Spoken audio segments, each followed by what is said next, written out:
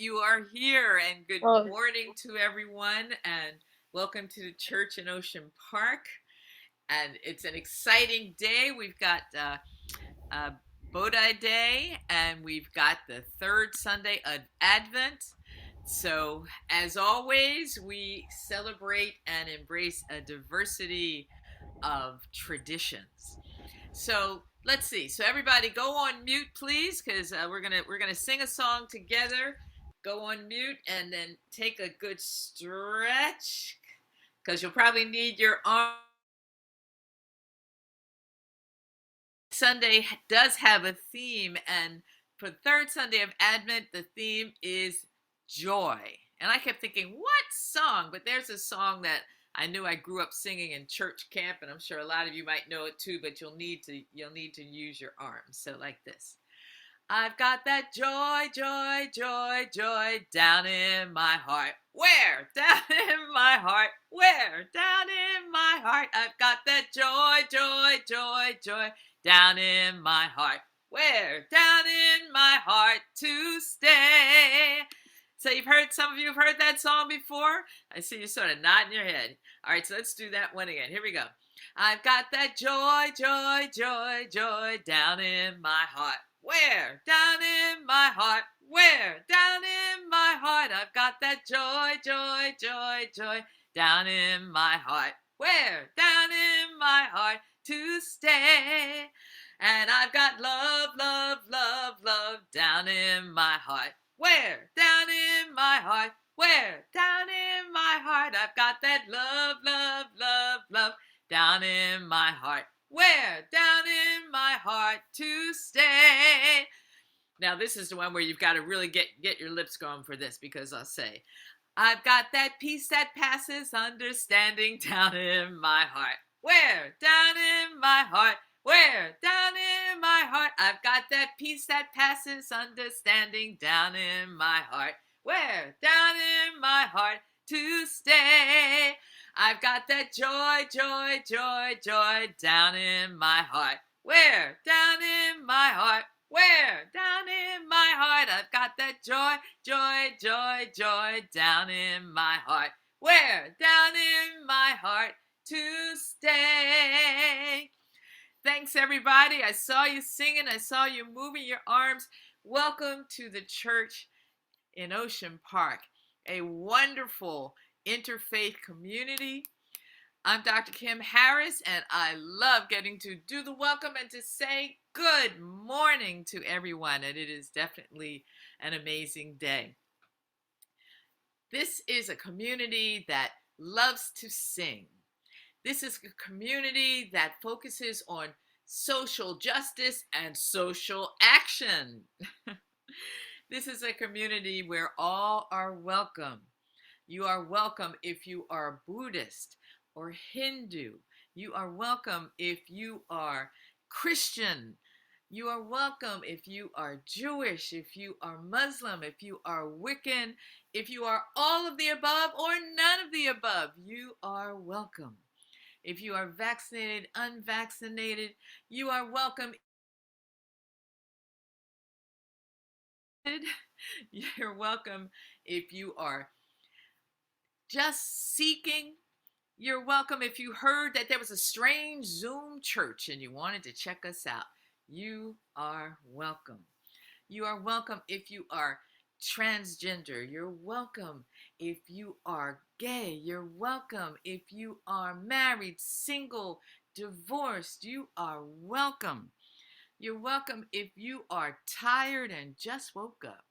You're welcome if you are standing in the need of prayer. All right, how many people are feeling like you're standing in the need of some kind of prayer this morning? You are welcome. It's good to be together, to sing together, to encourage each other, and to challenge each other. And we are here together.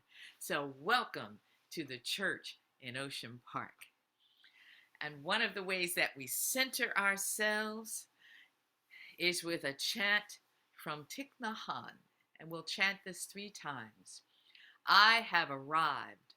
I am home in the here and in the now. So please just take a good breath and we'll chant together. I have arrived. I am home in the here and in the now. I have arrived. I am home in the here and in the now. I have arrived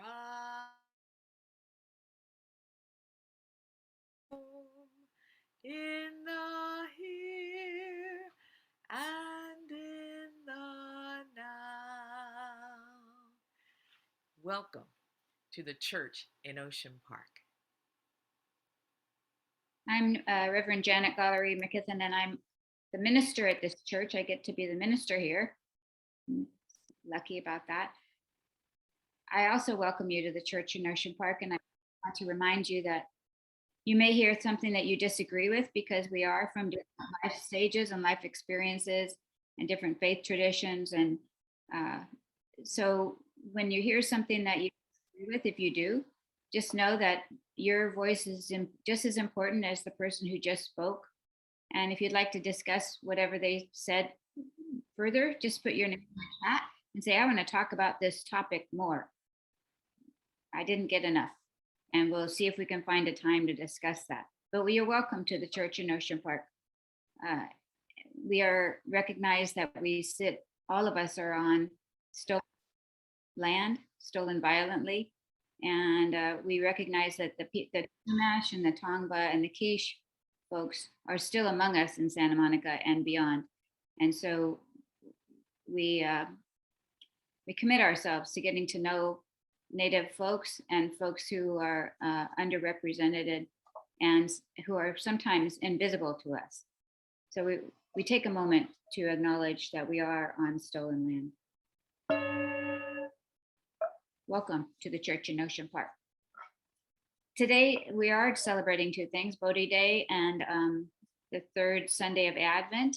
And our Advent candlelighters this morning are the Stouffer family. Welcome. Thank you. And yes, so I'm Susan Stauffer, and this is Carlos. He'll be helping read. And this is our grandson, Jason, who's going to light the candle, and our granddaughter, Allie, who's going to do the last line of the reading. Okay, so Luke chapter 3 says that people came to John to be baptized, which sounds great. But they wanted baptism without repentance, without change to their lives. But not much has changed since John's day. We want to call ourselves followers of Jesus without making changes to how we live in the world. On this third Sunday in Advent, we prepare the way like those who went to John so long ago for baptism. We do not want to let go of the benefits of the empire. In those days, Rome oppressed Israel right down to the temple authorities. Compliance with the empire meant a safer existence. It meant keeping the poor and the outcast from gaining social standing. It meant keeping quiet about abuses of power, which kept people from uniting against Rome. The fire of the Spirit can cleanse us of our apathy and ambivalence towards social change. Compassion can become more than a word. It is easy for us to fall into the ways of empire, especially those of us who benefit from them. However, the joy of the Spirit comes when we truly love our neighbors as ourselves. This means that we repent of the many ways we have participated in and benefited from the divisive. Do everything we can to advocate for our neighbors and withdraw our support of things that serve the empire. That includes labor laws and exploitation of labor, and which was part of the recent tornado events in Western Kentucky at a candle factory in which people were working a long night shift when the tornado struck and over 50 people were killed, which no one should have to be working at night so that we have Christmas candles to light.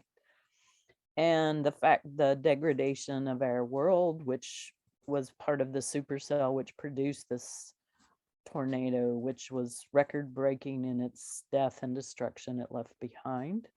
So our joy is tinged with the sadness of what we have wrought on this planet. Remember and reconnect the outcasts of his day. And are we doing the same?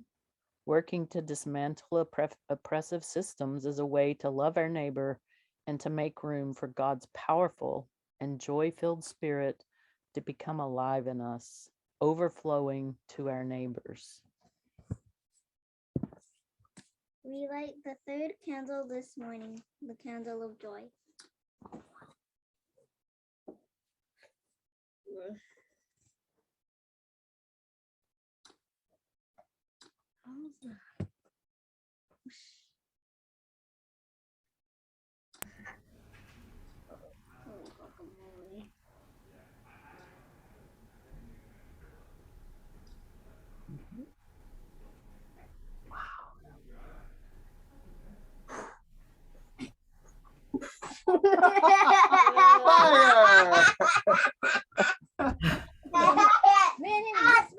And there's your joy.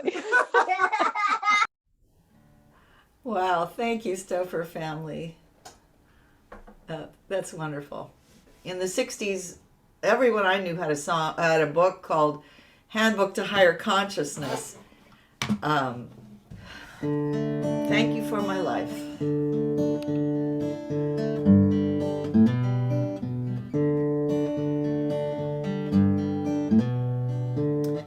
Thank you for my life. Thank you for my life.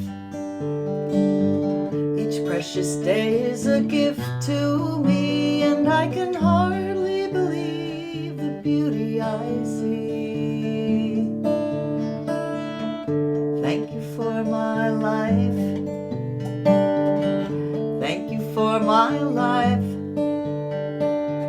Each precious day is a gift to me, and I can hardly believe the beauty I see.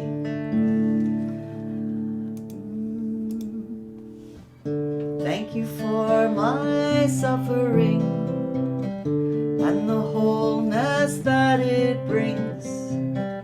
Thank you for the trees in spring, for their budding and flowering. Thank you for my frustration, for succumbing to temptation, for my growth and the lack thereof that lets me know I'm made of love. Thank you for my life. Thank you for my life. Each precious day is a gift to me, and I can hardly believe the beauty I see.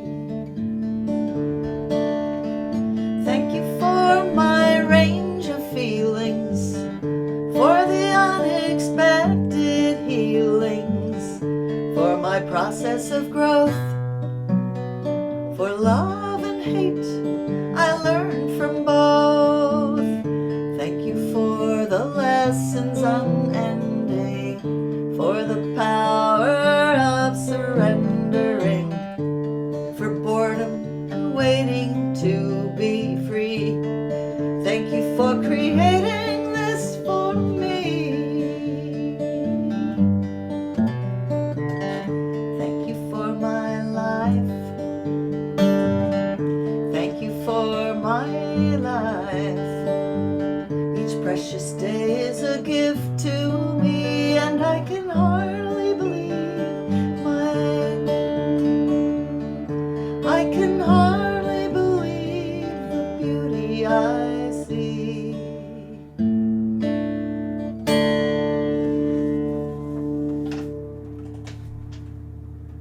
you. Thank you. Beautiful, Louise. So I'm just going to tell you a few things about Bodhi Day from the Reverend Earl Akita, a Pure Land minister, who wrote about it, saying that it's a reminder of the importance of dana, selfless generosity, to be selfless generosity during this busy December holiday season. Bodhi is the Pali and Sanskrit word, usually that's translated as enlightened or awakened. At the moment of his enlightenment, according to the sutra, the Buddha declared, "I now see that all sentient beings everywhere possess the wisdom and virtues of the enlightened ones, but they don't realize it." The day of Buddha's enlightenment, Buddhists every year on Bodhi Day. I know that some don't, but millions do. On Bodhi Day, some celebrants traditionally light candles or string lights around altars or temples to signify enlightenment for the 30 days following Bodhi Day. Many Buddhists also decorate a tree with colored lights. Can you believe it? Symbolizing many paths to awakening, the different colored lights, and to commemorate the Buddha's enlightenment experience when he was sitting beneath a tree. In Zen Buddhism, this day is customarily preceded by session, which is a week-long retreat involving intensive meditation. On the eve of Bodhi Day, practitioners often meditate through the night in recognition of Buddha's all-night vigil that culminated in his enlightenment. This is an opportunity to make sincere vows and to not only reflect on great Buddhist figures or great figures in that we too have the capacity for awakening to our true nature as a Buddha. Now we have the opportunity to hear from 3 folks from our own community about awakening. We'll begin with Carol O'Neill and then hear from Andre Van Ziegel and then Sunflower Pierre Wilson. So I'll turn it over to Carol O'Neill. Thank you, Carol. Thank you, and good morning. This is entitled "When a Tree Throws Its Fruit at My Feet." It's a poem for 2 voices. One is mine, and the other voice belongs to the tree. Me. Whoa, a free fruit for me. I can reach it from the sidewalk, which makes it legal, I'm told, I hope. Tree. How nice of you to want that one. It does have a bruise. You chose it from me, and I thank you. Me. Gotcha. Now I'll carefully carry home this treasure for my pleasure. Tree. There's another one you can have. If you're worried about legality, I on the walkway and the other on the soil surrounding me and rescue that little greenish yellow fellow. See him? I assure you it is tasty. Me. Maybe I'll grab that other one. Why not? May as well be taken to jail for 2 as well as 1. Anyway, I believe in found art, so why not found fruit as well? Tree. There she goes. See how carefully she's holding them? Not squeezing, just a gentle open palm, holding 2 of my yearly offerings. Bye-bye. And now we meet Andre. Master Dogen said, the supreme truth of Bodhi is just the painting of a picture. Neither the Dharma world nor empty space is anything other than the painting of a picture. When you are engulfed, taken over, and wholly penetrated by the irresistible presence of the divine, an acuity of attentiveness that is able to read the internal spirit of all that is perceived takes over, overlaid with a love so tender. In this state of ultimate surrender to the tide of supreme reality, there is no one who tries to love. There is no one to love. There is just the sweet agony of a weight of timeless loving, which spills over onto all that appears. Just a wondrous beingness, which sees the divine imprint upon everything. The only thing present is a loving compassion, which encompasses everything and its complete acceptance of everything just as it is. time slows down radically because the tonal energy within has been raised to a higher energetic plane. There appears to be an infallibility of choicelessness, instinctively responded to with an immediacy of connection quite miraculous. There are no choices because there is no one present to make choices. There is no one to do or be anything but this unfathomable, radiant assurance beyond any evidence declaring it so. No. To question or analyze this state of grace is absurd when filled with an unfoldment that banishes all thought, negates all language, all concepts expunged. This holy fruitfulness is beyond the reach of all religion, philosophy, belief, or scripture. No material thing can contain magnificent majesty of its reasonless joy. The infinite tones of its resplendent serenity melt all shadows of insufficiency to leave a sense of fullness which no apparent lack could ever alter. Yet still the dance of give and take continue, the ongoing cosmic tennis match between creator and created. What a wonder! Back to laundry, doing dishes, walking the dog, being ordinary, knowing this is freedom indeed. Longing for emptiness. Longing for emptiness is to be full of longing. Emptiness is being empty of longing. Emptiness is its own fullness.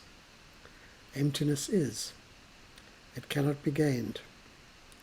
To be empty of longing is emptiness itself. O emptiness, O fullness, what fullness can match this emptiness? Hey everyone, good morning. So for Bodhi Day, I was, can y'all hear me? Is the sound well?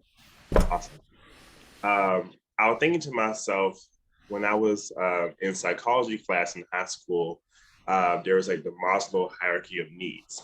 And then at the very top, there is the top little area called self-actualization, which is like transcendence. You know, you reach enlightenment pretty much. And so my teacher, he said that very few people in life make it to the top, to that area. And I remember sitting in my class and thinking like, I'm gonna make it to the top.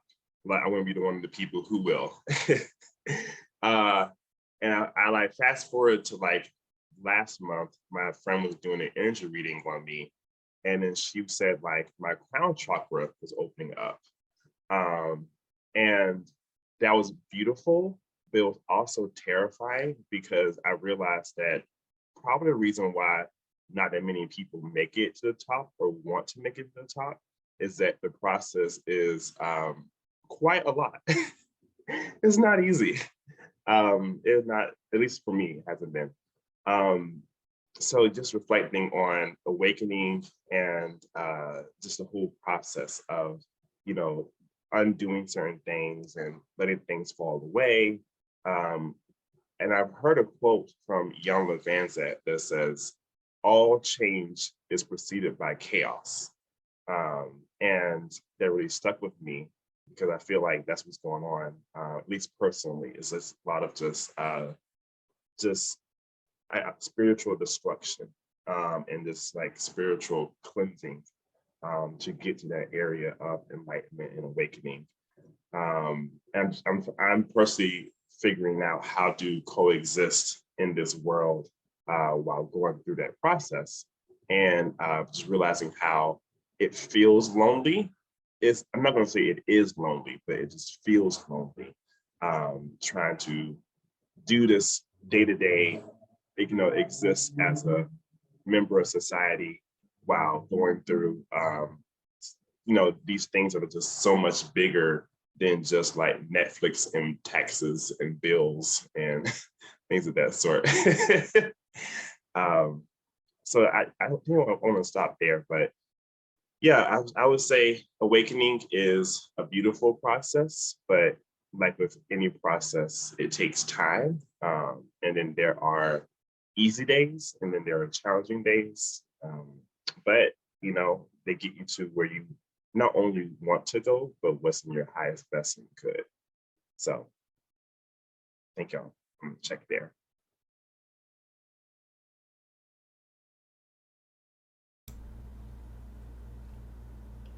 Blessed am I, Spirit am I am the infinite within my soul. Blessed am I, Spirit am I am the infinite within my soul. I can find no beginning, I can find no end. I can find no beginning, I can find no end. I can find no beginning, I can find no end. All is I am, all is I am. Blessed am I, Spirit am I am the infinite within my soul. Blessed am I, Spirit am I am the infinite within my soul. I can find no beginning, I can find no end. I can find no beginning, I can find no end. I can find no beginning, I can find no end. All is I am, all is I am. It is time now for community sharing. And so if you want to share, raise your hand in the participant or the reaction section, or just go like this and I'll see you.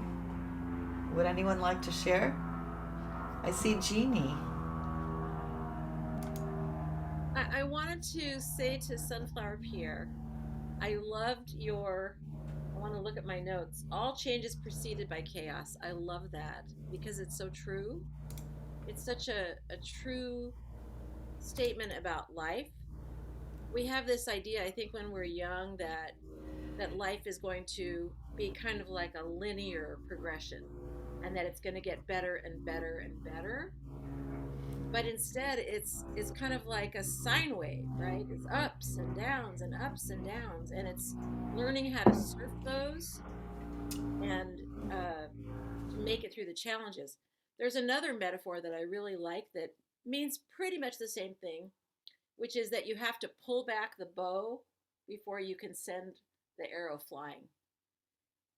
The arrow keeps pulling back, so you kind of have to go backwards sometimes, which is, and those of you that know me, you know that I love the metaphor of the butterfly, right? Because butterflies start with a caterpillar that makes a cocoon, and all the molecules dissolve inside that cocoon and make a butterfly, and it's amazing.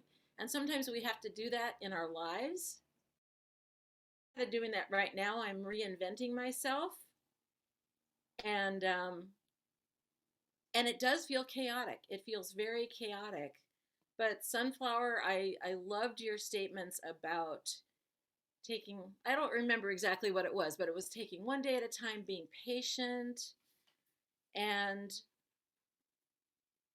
being able to focus on that higher plane, but knowing that you won't be there all the time. I loved your talk. Thank you very much. Thank you for that. Can I comment, Janet, or is it? Yes, you can comment. Okay, yes, thank you for that. I love that metaphor about the bow. And that's what I've been hearing around this time as well. So that's like very like on time. I think also we mentioned the butterfly, such a great metaphor too, because if you think about a caterpillar, if a caterpillar was to tell his friends or their friends, I'm going to be a butterfly one day, they may laugh at him. You're like, well, you don't look like you have wings. Like, you are slow. Like, what are you talking about? You like, but then, you know, the caterpillar believes in themselves, and they have to go through that process of great solitude. And, you know, also cocooning can be dangerous too. You know, not every butterfly makes it through that experience, but the ones who do, they do transform and they become something that is unrecognizable to their previous form. So I think that's just a beautiful metaphor.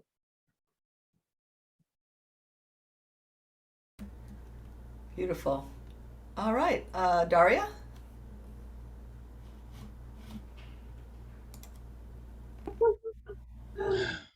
So Janet, you quoted a Pure Land Buddhist, I believe, in your opening remarks, and that reminded me of a book that I read, written by Dr. James Fredericks, who used to teach at Loyola, but he's retired now. And the book is called Buddhists and Christians Through Comparative Theology to Solidarity.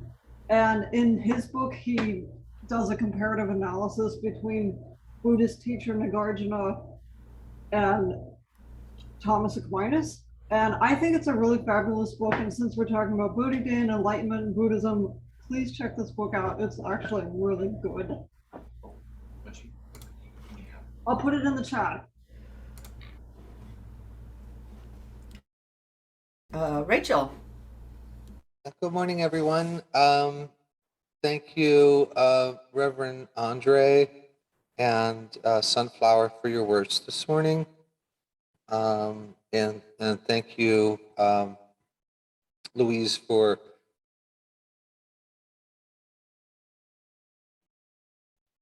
you mentioned the Handbook to Higher Consciousness. And almost 30 years ago, I had lost my way. And I went to a friend who I knew was spiritually elevated. And I asked him if he had a book on aspirations, a book of aspirations. And he handed me the Handbook to Higher Consciousness. And that book changed my life. In the handbook, there are 12 pathways to higher consciousness. And I memorized the first one, and for 2 weeks after that, I smiled constantly. And I memorized, came to realize, and this speaks to what Sunflower was talking about achieving that higher consciousness, that ultimate nirvana.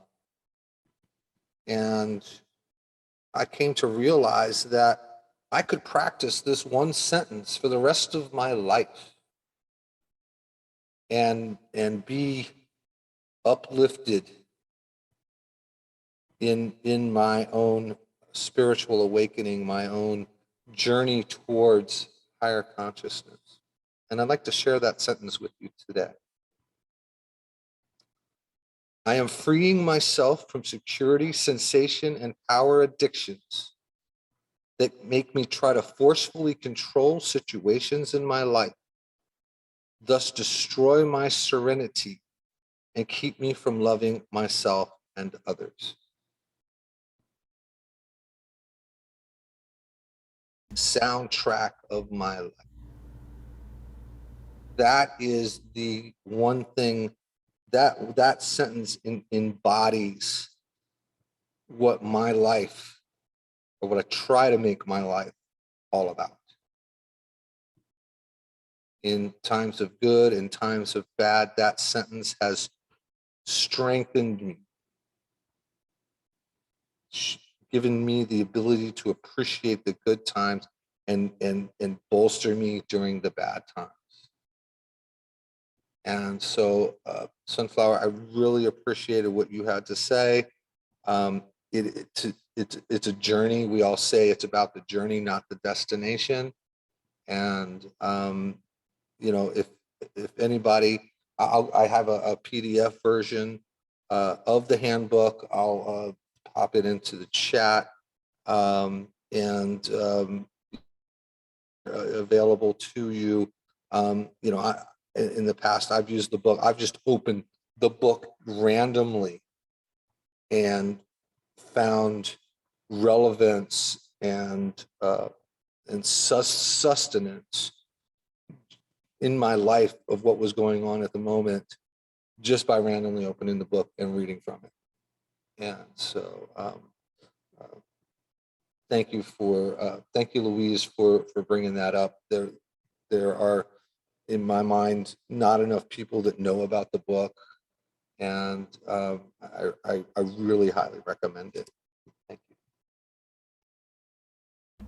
Thank you. That is near and dear to my heart, and I'm going to share a little bit later. But first, let's hear from Craig. Yes, my question has to do with the celebration of Bodhi Day. And I always celebrated in December, or is it like Easter, rotating, from, I guess you could say, week to week or month to month as the thing goes by? I'm curious because if it's the former, then it's another rationale as to why this could be considered the holiday season, if that is known.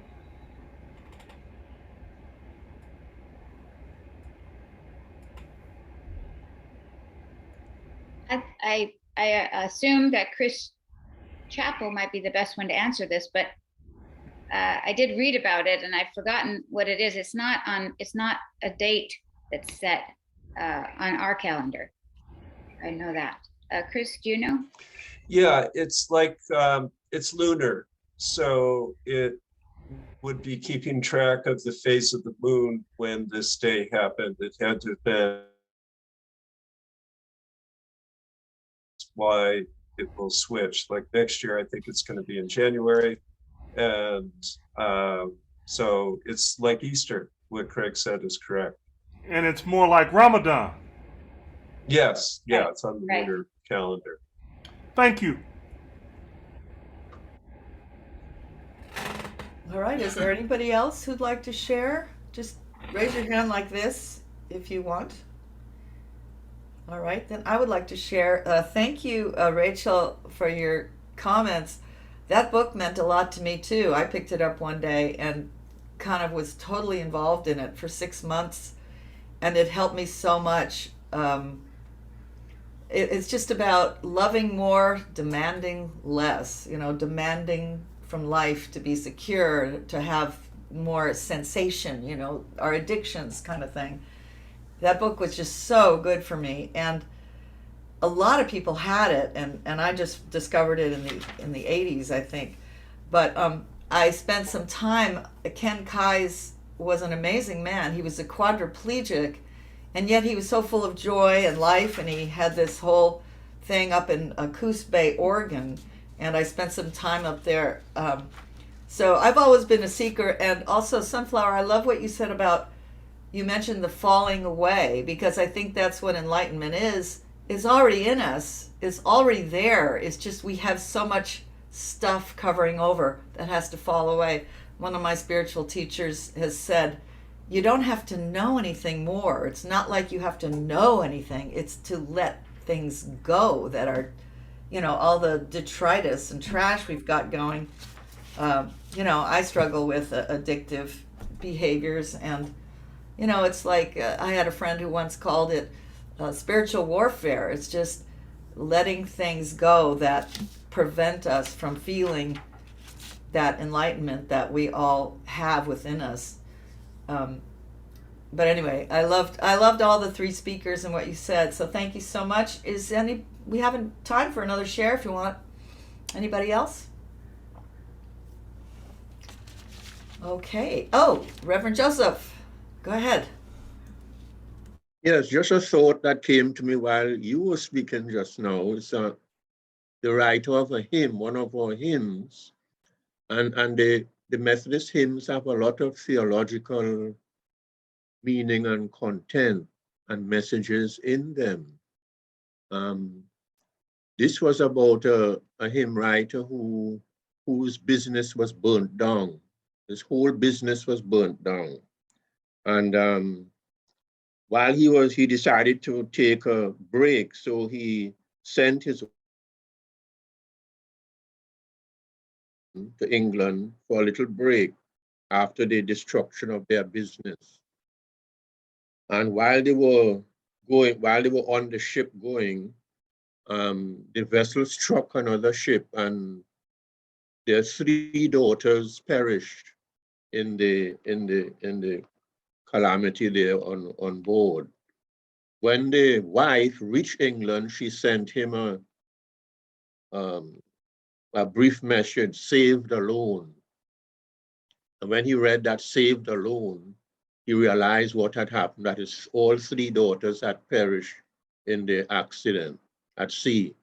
So he decided now to go and console his wife. So he left on a ship, and when he was passing the same area where the tragedy occurred, he penned these words: "When peace like a river attendeth my way,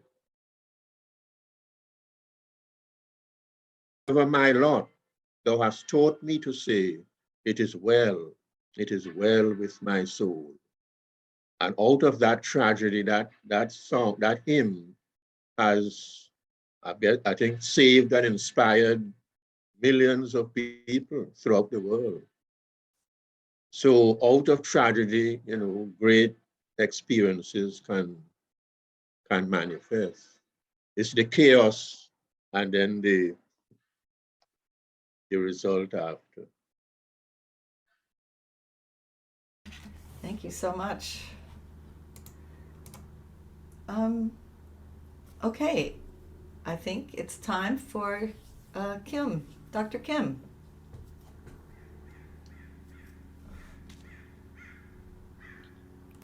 Thank you.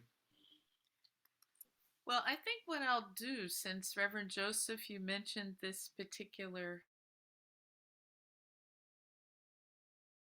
know it, I'll sing a little bit of "It Is Well with My Soul."